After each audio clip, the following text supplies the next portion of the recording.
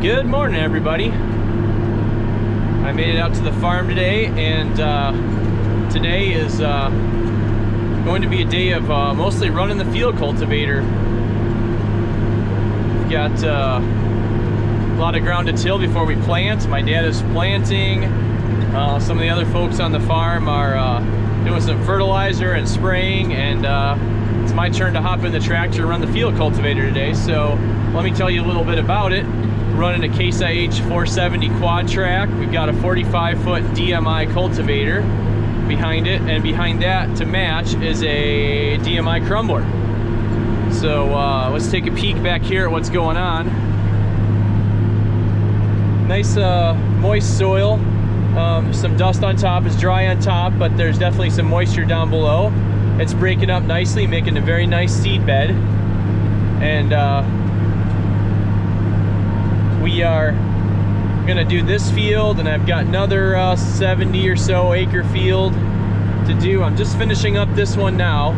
Someone else got started on it, and then we will go ahead and in the next hour or so I'll be heading over to another field that needs tillage for to prep it for corn planting.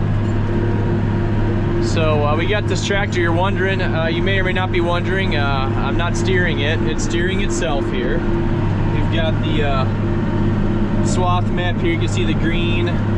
It is recording that swath and it's driving that. So auto steer is on, it's using GPS, and that allows me to do a couple things. Make a video, of course, which is fun for brief moments, but the more important thing is to watch what the implement's doing back there. I'm gonna watch what the implement's doing, so I make sure there's nothing, the baskets aren't getting full of mud, the sweeps are all working the soil properly, not leaving ridges and humps and things like that behind me.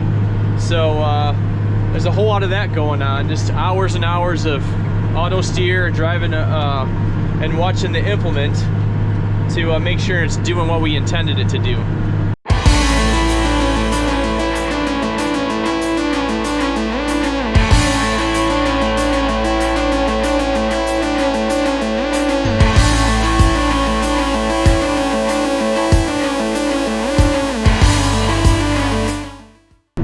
So I'd like to show you, I mentioned the GPS setup a little earlier. I'd like to show you a little more about how that works now.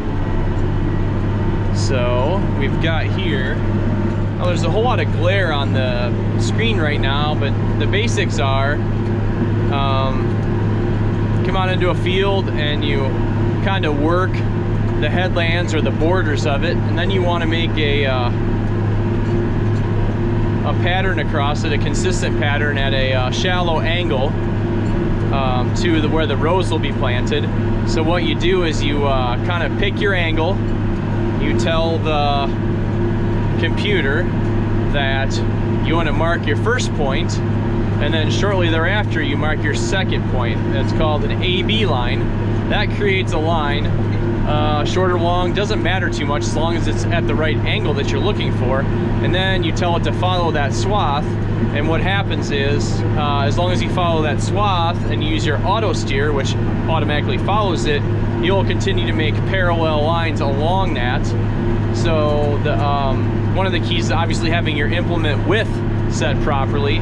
Once you have that and you have your line, and your auto steer is working properly, getting a good connection to the GPS system, whichever one you're using, then you can press an auto steer button and it will engage and it will go parallel.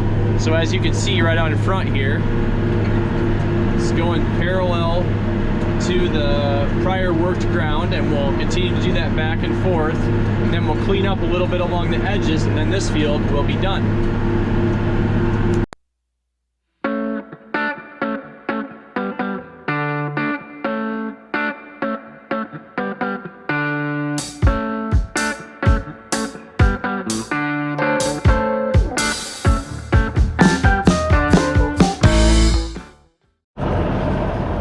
So I just finished up this 80-acre field, and it's time to go on to the next field. But before I do that, I wanted to show you the setup we've got here. This is the DMI 40-foot 45-foot field cultivator, and then the crumbler to match. We've got them all folded up. Takes a couple minutes because there are 8 different folds that have to happen. And taking a look at the seed bed out here, doesn't look too bad. You can see a few lumps in it, but doesn't look too bad. It looks like it's ready to plant soon. That's the point. I'll tell you what, last year it was wet and there were lumps like you wouldn't believe, but we had to get in and we got it done.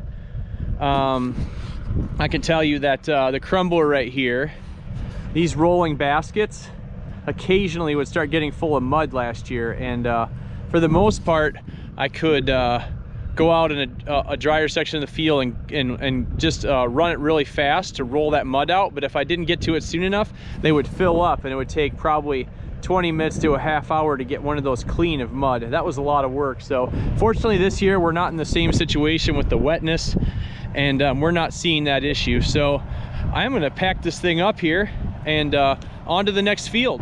So I'm up and running in another about 70-acre field, and as I pulled in, my uncle showed up, and we made sure that the drags weren't hung up and that the equipment all unfolded properly.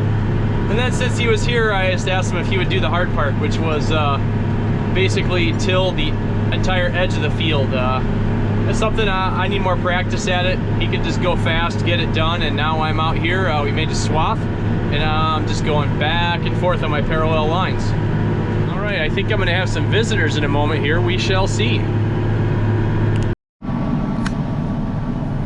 Well, I'm gonna stop for a moment here. What I said earlier is true. I thought there was a white van down here, and it is my visitors. Looks like the wife Esther's here, and there are probably 4 little boys that would love to all have a ride in this machine. Hi, Liz. Hey! Hi. Hi. I have visitors. Hi. Even Silas knows to wave to the camera. Thanks for visiting. Bye, guys.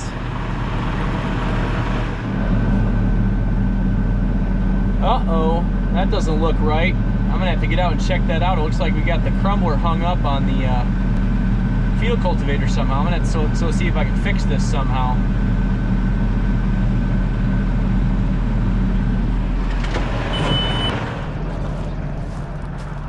Let's see what we got going on back here. I turn this sharp all the time. I'm not really sure what happened. It's strange that it hung up, but it looks like the drag has hung up and bent just a little bit on the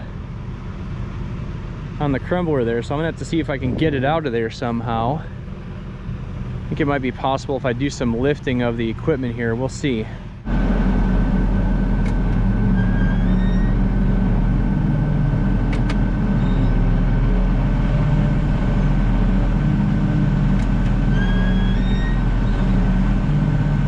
I think it may, with the raising and lowering, I think it may have dislodged from there. I'm gonna go out and check it out and see.